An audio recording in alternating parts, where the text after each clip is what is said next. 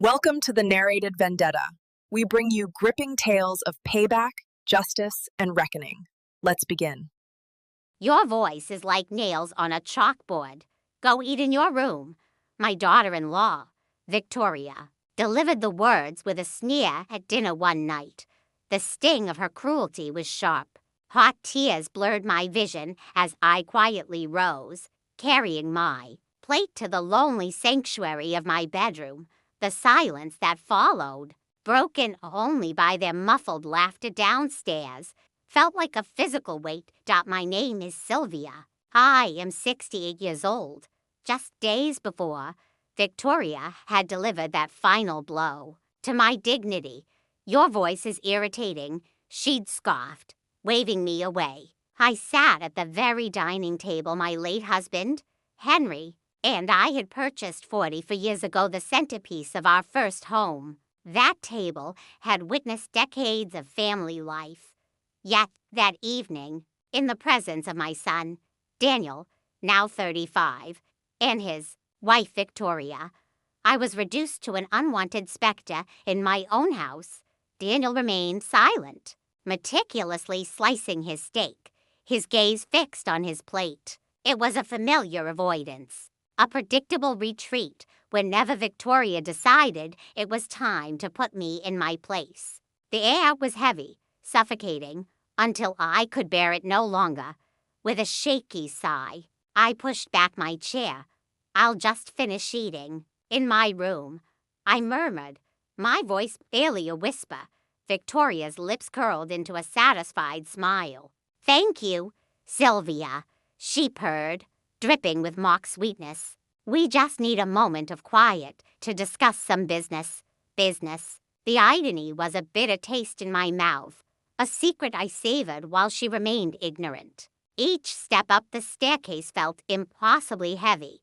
The plate in my hand was a burden.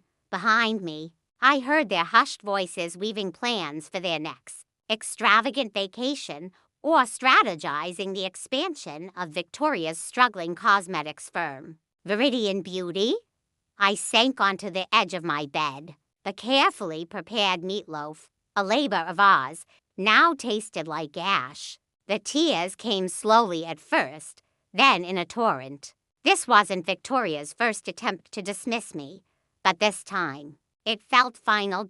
For the past 3 years, ever since Daniel and Victoria married, I had tiptoed around my own residence, a phantom in my familiar halls. Victoria moved in 6 months after their wedding, citing the need to save for their future. But her true agenda was control. She achieved it by subtly poisoning my son's mind against me. One insidious comment at a time. "Your mother hovers endlessly," she'd whisper to him. "Or Sylvia always has to be the center of attention, doesn't she?" Each venomous insinuation was delivered with such disarming sweetness that Daniel genuinely believed she was simply being honest. In the beginning, I attempted to defend myself, but every effort only deepened the chasm between Daniel and me. Eventually, I ceased my attempts to fight back. Instead, I began to apologize for merely existing in ways that inconvenienced her. Henry, my steadfast husband, would be raging in his grave if he could witness how they treated me. But Henry never faced the agonizing choice between preserving his dignity and losing his only child. After his passing 8 years ago, Daniel became my entire world. The true agony lay in watching my relationship with Daniel erode, piece by agonizing piece. The son who once called me 3 times a week now barely managed a 5-minute conversation. Sitting there in my bedroom, eating in solitary silence, a firm resolve solidified within me. I was weary of being a ghost in my own life. What Victoria, and indeed Daniel, failed to grasp was the extent of the power I quietly wielded, a power far beyond their comprehension. The following morning, I called my lawyer, Mr. Davis. I had postponed reviewing our financial arrangements since Henry's death, as numbers had always been his domain. "I'm relieved you finally came in," Robert greeted me. There are some urgent matters concerning the Everstone Trust that require your attention. The Everstone Trust. Henry had established it years ago, named after his great-grandfather, the founder of our family's venerable construction business. I recalled signing the initial paperwork when Henry created it, but I had paid scant attention to the intricate details. You are now the sole trustee, which means all investment decisions rest with you. Mr. Davis explained. The trust has been performing exceptionally well. It's currently valued at approximately $3.1 million. Volda nearly slipped from my grasp. $3.1 million. Your husband was exceptionally astute with his investments, Mr. Davis said. According to his directives, those returns have been funding various family endeavors. My heart quickened its beat. What kind of family endeavors? Monthly transfers to Viridian Beauty, he stated, referring to my daughter-in-law's company. The trust has provided approximately $200,000 in initial capital over the past 20 months, plus ongoing operational funding of $17,000 per month. The room seemed to spin. Victoria's cosmetics company, the one she constantly boasted about building from nothing, was being bankrolled by Henry's money that was now unequivocally under my control. Does my son know about this? I managed to stammer. According to Mr. Davis's notes, the funding was intended to remain anonymous. He stated Henry, even from beyond the grave, had striven to protect Daniel's pride and Victoria's independence. What he couldn't have foreseen was how they would treat the wife he had left behind. Mr. Davis then listed other investments, covering the property taxes and maintenance on our house, the vacation cabin in Aspen, Daniel's MBA program, and Victoria's executive certification courses. Each revelation struck me with the force of a physical blow. Every luxury they enjoyed, every opportunity they had seized, every success they celebrated it was all meticulously constructed upon Henry's legacy, upon money that was now legally mine to command. What would happen if I chose to redirect these investments? I asked, weighing each word. That is entirely your prerogative as trustee. Mrs. Thorne, he replied, you are free to allocate the funds as you deem fit. I remained in that office for another hour, absorbing information about the profound legal responsibilities I had never known I possessed. Henry had quietly built an empire, and now it was inexplicably mine. As I drove home, a sensation I hadn't experienced in years surged through me. Power, not the cruel, manipulative power that Victoria wielded so effortlessly, but the quiet, resolute strength that blossoms from finally comprehending your own inherent worth. Daniel and Victoria were huddled over the dining table, laptops open, when I arrived.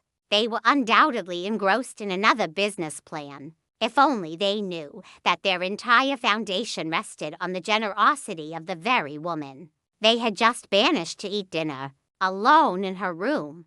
I walked into the house, my steps deliberately firm, past their intense business meeting, and ascended the stairs to my sanctuary. For the first time in 3 years, I wasn't merely tiptoeing through my own home. I was strategizing. That night, I made my unwavering decision. Henry had sought to help them while preserving their pride. But Henry had never endured such profound humiliation at his own dinner table. It was time they understood precisely whom they had so carelessly taken for granted. I waited precisely 1 week before initiating my first move. 7 long days of enduring Victoria's cutting remarks and watching Daniel nod along like a compliant puppet. On Thursday morning, I dialed Mr. Davis's number. I wish to discontinue funding for Viridian Beauty, effective immediately, I declared, my voice surprisingly steady. Furthermore, please suspend the monthly property assistance payments. I will manage those expenses myself from now on. The truth was, I could easily cover the property taxes and maintenance. The trust had simply been an unnecessary cushion, providing lavish comfort for individuals who couldn't even extend basic respect. Mr. Davis efficiently processed the paperwork. Viridian Beauty's financial safety net had vanished without a trace, and they, the beneficiaries, remained utterly oblivious. The following day, Friday, heralded the first tremor of trouble. I overheard Victoria frantically arguing on the phone. In the kitchen. What do you mean the investor pulled out? We had an agreement. I continued folding laundry, a silent, invisible observer. Find out what happened, she snapped before abruptly hanging up. Did you overhear any of that? She asked me. I'm terribly sorry, dear. I feigned innocence. I was so engrossed in getting these stubborn stains out of Daniel's shirts. Is everything quite all right? She studied my face for a fleeting moment, then shook her head dismissively. Just business. Problems. Nothing for you to concern yourself with. By Monday, outright panic had set in. Victoria was incessantly calling banks and investors, frantic about the sudden evaporation of her funding.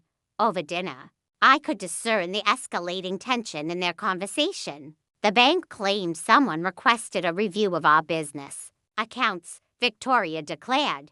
They refused to disclose who, but now everything is frozen. Pending some investigation, a subtle smile almost touched my lips. Mr. Davis had anticipated this. Banks tend to take notice when substantial monthly transfers abruptly cease, especially when they originated from a trust account. Perhaps Mom knows something. Daniel suggested unexpectedly. She's always been good with financial matters. Victoria let out a harsh, incredulous laugh. Your mother, Daniel, she barely comprehends how to operate an ATM. What could she possibly know about business funding? From the kitchen doorway, I witnessed Daniel's face fall. Even he was beginning to perceive how little his wife truly valued his family. How little she valued me. That night, I lay in bed, listening to the escalating discord between them. Money doesn't just vanish, Daniel insisted repeatedly. Someone must know something.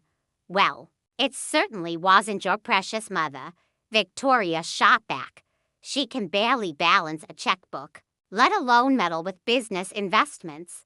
I pulled Henry's old pillow closer, a contented smile gracing my lips in the comforting darkness. They believed me helpless, invisible, utterly insignificant. They had no inkling that they had been luxuriating in my generosity while treating me as a burdensome inconvenience. 2 weeks after severing their funding, I observed my daughter-in-law transform from a self-assured entrepreneur into a desperate, razor-sharp shadow of her former self. The carefully constructed mask she had worn for 3 years was finally disintegrating.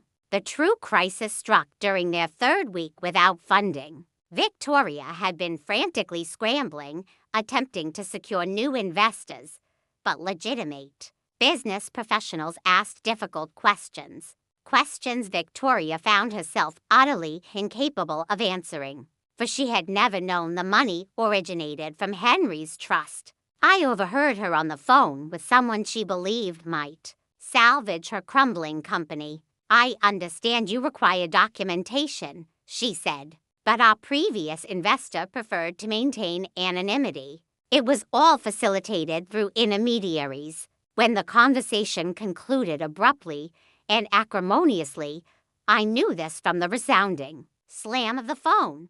That evening, she cornered Daniel in their bedroom. We need to ask your mother for a loan, Victoria declared. A loan? Mom doesn't possess that kind of money. Daniel sounded genuinely surprised. How can you be so certain? She's resided in this house for over 40 years. Your father worked in construction management. They must have accumulated savings. Mom lives on Social Security and Dad's pension. She meticulously clips coupons and frequents thrift stores. Then we will ask her to co-sign for a business loan, Victoria asserted. Banks inherently trust older homeowners.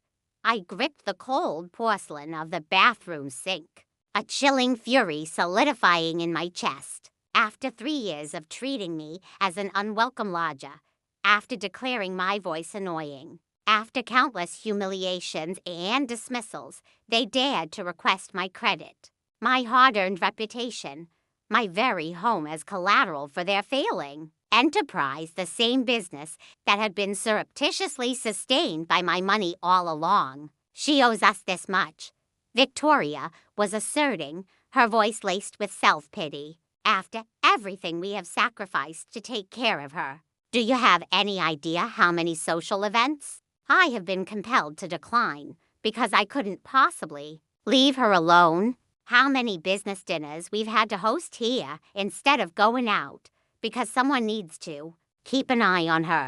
Each fabricated grievance was a small, calculated stab, but I had long since grown immune to the pain. What truly struck me was the ease with which Daniel was beginning to accept her distorted version of reality, the insidious narrative where they were my benevolent caretakers. By morning, Daniel had been thoroughly swayed. He tapped softly on my bedroom door while I was dressing, a gesture he hadn't made in months. "Mom, can we talk?" I opened the door. "Of course, sweetheart. What's on your mind?" "It's about Victoria's business. They're going through a really rough patch, and we were wondering if you could co-sign for a small business loan. How much are we talking about?" I inquired gently. "Perhaps $60,000, $70,000 at the most. A mere pittance compared to the vast sums I had already poured into their venture. Let me consider it," I stated. "This is a significant decision." Daniel's face brightened with a rush of relief. "Really? You'll actually consider it?" "I'll consider it." What I truly needed was time to assemble the irrefutable information that would shatter their carefully constructed world. On Wednesday morning, I drove to a quaint coffee shop downtown.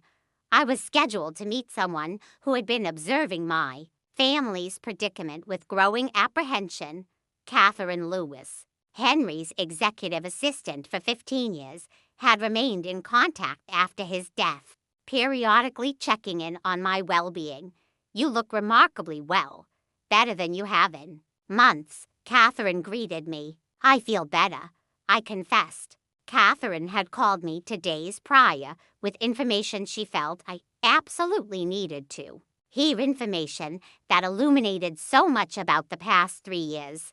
"Tell me what you've uncovered," I urged. Catherine produced a discreet folder revealing a collection of printed emails, bank statements, and court documents. Victoria was not entirely truthful about her past when she married Daniel. This is not her first marriage. My stomach plummeted. She was married previously to a man named Simon Thompson, according to court records. Victoria moved in with Simon's elderly mother shortly after their wedding. Within 6 months, she had convinced Simon that his mother was exhibiting signs of senility and needed to be placed in a care facility. She systematically seized control of the household finances and began isolating the older woman from her friends and family. A wave of icy dread washed over me. It wasn't until Simon discovered a transfer of $55 from his mother's account to a business Victoria had recently launched that he initiated an investigation. Catherine turned the page, revealing damning bank statements. Victoria had been forging her signature on critical documents.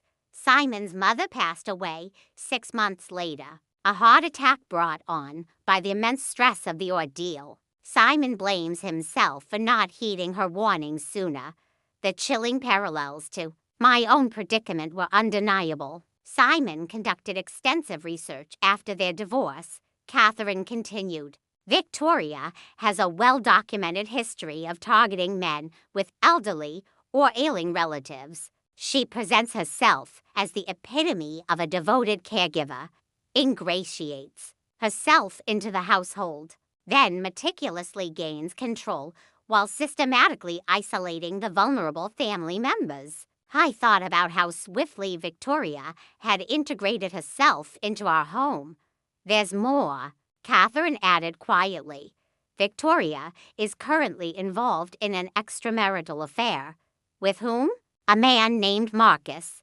He's a business consultant she retained. Approximately 7 months ago, Catherine presented me with an array of hotel receipts, credit card statements, and discreet photographs taken by Simon's private investigator, who had continued to monitor his ex-wife. She's utilizing money from her business, which effectively is your money, to finance these clandestine hotel meetings. The business consulting fees she's been remitting to him are roughly 4 times the standard rate, and the vast majority of their meetings occur in hotel rooms, not legitimate offices. I stared at the damning evidence, a peculiar cocktail of fury and profound relief swirling within me. Fury at the sheer depth of the betrayal, but immense relief that I finally understood the true nature of the predator I was facing. Victoria was not merely a difficult daughter-in-law. She was a calculated opportunist who had chosen my family as her next unsuspecting prey. "Why are you showing me this?" I asked, my voice surprisingly steady. "Because Simon wanted you to know," Catherine replied. "He said he has witnessed this predatory pattern destroy 3 families already, and he simply cannot stand by and allow it to happen again. He is prepared to testify if you require his assistance." "What does he believe I should do?" "He believes you must protect yourself and your son before it's irrevocably too late," Catherine stated.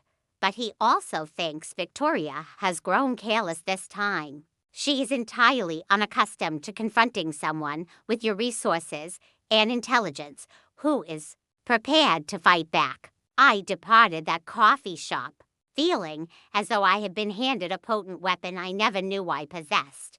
That evening, I sat in my bedroom and dialed Daniel's mobile phone. "Mom, is everything all right? You never call my cell. I need you to. Come home early tomorrow. There's something critically important we need to discuss about the loan." "Should Victoria be present as well?" "Actually, I would prefer to speak with you alone first, just to ensure I fully comprehend all the intricacies." "Sure, Mom, whatever you need." But what I truly needed was for my son to finally confront the unvarnished truth about the woman he had married. And tomorrow I would ensure he could no longer willfully ignore it. Daniel arrived home early on Thursday afternoon, finding me in the kitchen, meticulously baking his favorite chocolate chip cookies. "Something smells absolutely incredible," he remarked, settling into his customary chair at the kitchen table. "It's no trouble at all. We need to have a serious conversation." I poured him a tall glass of milk and placed a plate of warm cookies between us. "Mom, about the loan," he began.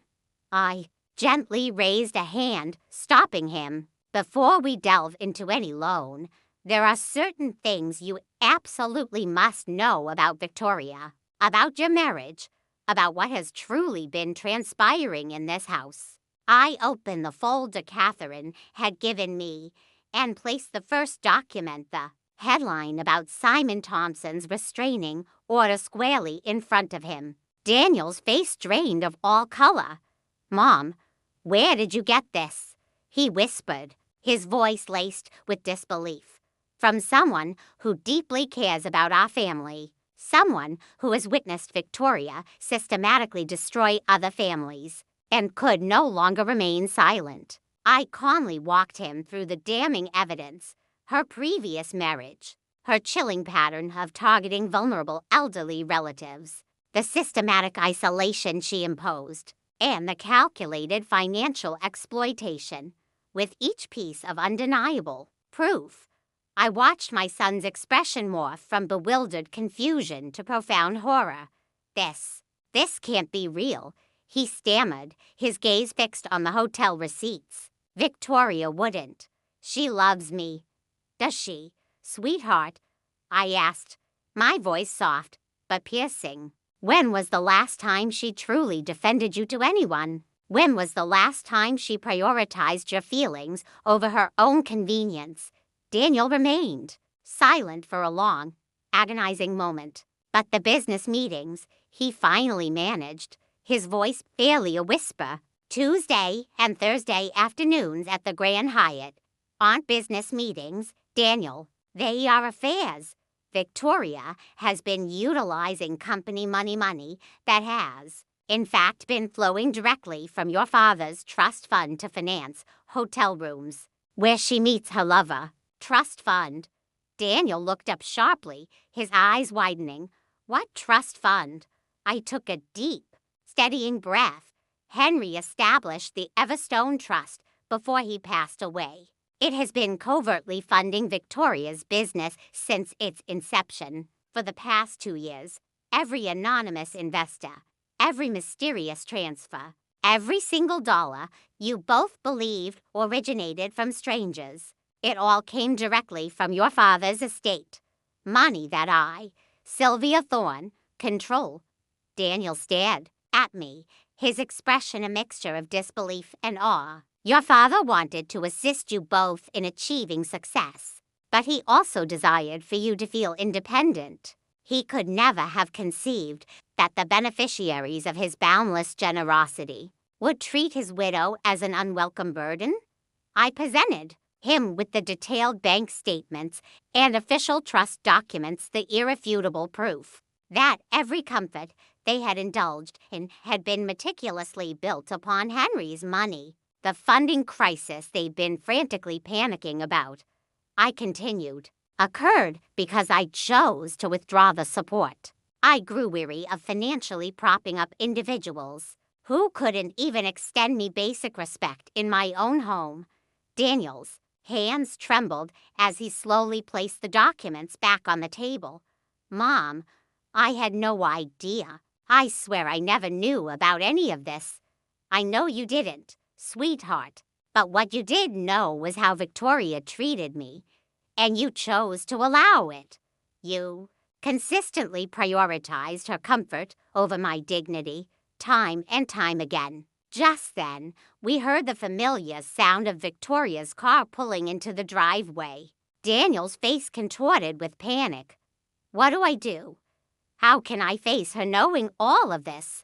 You don't have to do anything right now, I replied, my voice calm and reassuring. Just watch, listen, pay close attention to how she behaves when she believes she is in absolute control. Victoria burst through the front door, her voice echoing joyfully from the hallway. Daniel, darling, are you home? I have truly amazing news. She appeared in the kitchen doorway, practically radiating with triumphant excitement. Marcus found us new investors. Well, one colossal investor who intends to fund the entire expansion. We're meeting with him tomorrow to sign the contracts. I observed my son's face as he slowly processed her words, the layers of deceit unraveling. Before his very eyes, Marcus, the man Victoria had been having a clandestine affair with, was now purportedly securing investors for the business. That's wonderful, Daniel managed to say, his voice carefully neutral. Who is this investor? Someone Marcus has collaborated with before. Extremely private, highly exclusive. He insists on remaining anonymous, but he's prepared to invest a staggering $150. Zero. A chilling thought sparked in my mind. Where was this mysterious money truly originating from? And what exorbitant price was Victoria promising in return? We'll finally be able to expand properly, Victoria continued, her voice bubbling with unchecked ambition. Then her gaze landed on me, sitting quietly at the table. Her triumphant expression immediately hardened. Sylvia, have you reached a decision about co-signing that loan? Because if this other investor comes through, we might not even require it. Actually, I stated calmly, my voice resonating with newfound authority, I have made a decision. I will not be co-signing any loans. Victoria's triumphant smile faltered, her eyes narrowing. Why not? She snapped. Because I don't believe your business model is sustainable, I replied, a subtle challenge in my tone. What could you possibly know about business models? Victoria retorted, her mask finally shattering completely. You don't comprehend the first thing about building a company. Daniel cleared his throat. Actually, Victoria, Mom has been more involved in your business than you realize. Something in his tone, a quiet firmness, made Victoria freeze. What do you mean? She demanded, her voice losing its previous bluster.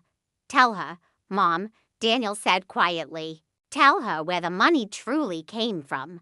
I rose slowly, savoring the subtle tremor that began to ripple through Victoria's confident posture. The Everstone Trust has been consistently funding Viridian Beauty since its very inception. Every anonymous investor, every mysterious transfer, every single dollar you believed came from strangers. It all originated from my late husband's estate. Money that I, Sylvia Thorne, control. Victoria's face went utterly ashen. That's impossible, she gasped. Is it? I challenged. Did you never wonder why your legitimate investors suddenly lost interest when the funding abruptly ceased? Did you never question why no one could provide contact information for your previous backers? I opened another folder, this one containing meticulously compiled copies of every transfer, every payment, every dollar that had flowed directly from Henry's trust to her business. 2 years, Victoria. 2 years of meticulously building your dreams with my money, all while treating me like I was utterly worthless, and might I add, while carrying on an affair with Marcus, using my money to pay for your clandestine hotel rendezvous. Victoria's mouth opened and closed, a fish gasping desperately for air. Finally, her terrified gaze darted to Daniel. You can't possibly believe this nonsense. She's just a bitter old woman, consumed by jealousy of our success. But Daniel was already on his feet, the damning hotel receipts clenched tightly in his hand. Is this nonsense, too? These receipts for the Grand Hyatt, these exorbitant charges to the business account for consulting fees, that conveniently coincide with your Tuesday and Thursday afternoon disappearances? The fight visibly drained from Victoria. All at once, she sagged against the doorframe. I want you out, Daniel said quietly, his voice devoid of emotion, yet filled with an undeniable finality. Pack your belongings and leave tonight. Victoria attempted to argue, to unleash one last manipulative performance. But the overwhelming weight of the evidence crushed her. Daniel had finally seen through her charade. She departed that evening carrying 2 suitcases, her car disappearing, silently down the driveway. After she was gone, Daniel and I sat once more in the kitchen. The house felt strangely vast and immeasurably lighter without her oppressive presence.